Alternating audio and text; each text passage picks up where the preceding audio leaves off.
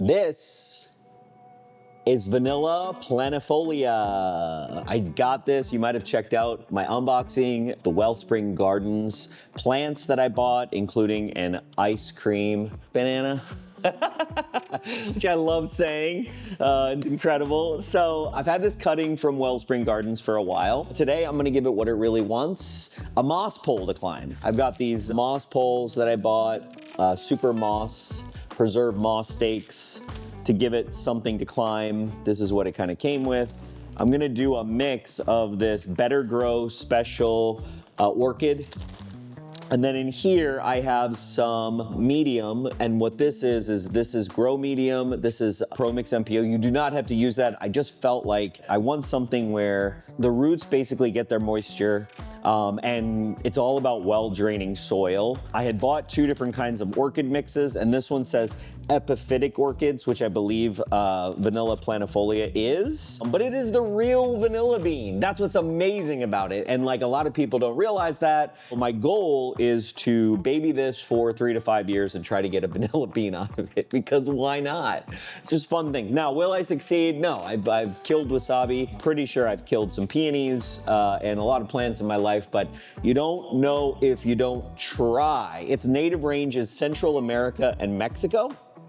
It climbs trees and roots into mossy bark. So I'm gonna use this to mix my soil. And then I also have this Better Grow premium grade orchid moss. So this is sphagnum moss. The first thing I'm gonna do is I'm gonna take my orchid and I'm just gonna put him there because I'm gonna use this water that I was using for the sphagnum moss. I'm not gonna use a lot of sphagnum moss, but I did wanna kind of like wrap the roots in the sphagnum moss. So what I'm doing is, this is distilled water. I started with distilled water. I am gonna eventually give it some regular water in the greenhouse. I'm not gonna go full distilled like I do for predatory plants. I just took about a handful of sphagnum moss or so, maybe a couple handfuls. What I'm trying to get it to do is, I've got it in this tray. I'm just gonna get this damp. So I'm just trying to get it to suck up water. You want to basically squeeze it so that it doesn't really drip wet. It's just moist, and I've got it there, which is good. So I'll do that. So let that kind of sit for right now. It's soggy right now, but I am going to squeeze the stuff out of it. Then I'm going to mix. So I'm going to use this mixer, and I'm going to mix equal parts. So I've got this much of the MPO, so this is the MPO, and then I'm gonna mix about equal parts. That's why I got a big container. And now I'm just gonna mix this together. This one's the special one. You got some Western fir bark, hardwood charcoal, and perlite. So then with the growing media from the MPO, it should give me a little bit more moisture in the mix, which will be good. So, okay, I'm gonna then take my pot. I'm gonna fill the pot halfway with mix. About halfway is there. I'm gonna just kind of set the moss pole. We want the main vine to stay above. It was in sphagnum moss. You can tell that it was in some sphagnum moss already. I'm gonna put a thin layer. So I'm gonna take this sphagnum peat moss right here. And, I don't want it to be, I want it to be moist, right? And I'm just gonna put it down as like, kind of so the roots sit on it. That was what I was thinking. And then I was gonna maybe wrap the roots a little bit so that then they go through the mix. And you can see here, like it should sit pretty nice here in the center. I'm gonna set this guy up. You can see the roots here. I got roots right there, which is really nice. I'm gonna set this guy kind of down on that sphagnum moss. Eventually I will tie these vines to the pole. Just gonna kind of lightly put this medium around the vanilla bean plant. I think it's in a good place. This guy's gonna go that way. I was kind of intrigued by this whole idea of, using this the Western fir bark with the potting mix medium. I think it's gonna be pretty good. And then what my plan is, I'm gonna let him start to root around. He'll hopefully come around the back of this.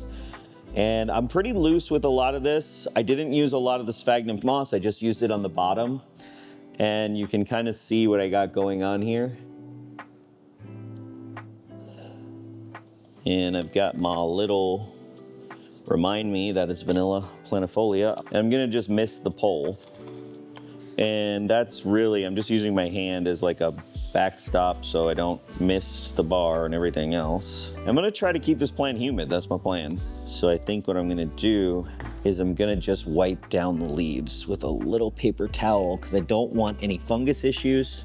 I don't know enough to know if I will have them, but I know that generally when the leaves are wet, you don't want that necessarily with most plants, although this is a tropical plant. There we go. Vanilla Planifolium. I'm gonna bring this into the greenhouse. I'm gonna have it living in the greenhouse permanently. That is my plan. And you know, in 3 to 5 years, we should have vanilla beans. It wants to be in 70 to 85 degrees, no lower than 60 degrees Fahrenheit at night, which I might have to bring it inside here when I go into winter because I'm not sure about how well my greenhouse is going to be. And I know 60 to 80% humidity. And when this starts to feel dry, I'm gonna go ahead and water it. And then I'm gonna mist the pole so that it feels like, you know, it gets that humidity. And then I do have an orchid fertilizer from Espoma that I'm gonna use, so 2 to 3 weeks. What I'm gonna do is I'll do an update on how well this is doing in about a month or so and probably show how I'm fertilizing it. The trick isn't overwatering the soil, it's keeping the pole humid. But I'm really excited about my orchid,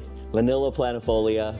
Really cool, really excited about doing orchids. Orchids are pretty awesome plants. And you know, especially if I can get a vanilla bean out of this and ferment some vanilla beans, because you guys know how much I love fermentation. I'll give you an update in a month or so. Hey, we'll have vanilla beans in 3 to 5 years, huh? It's gonna be awesome.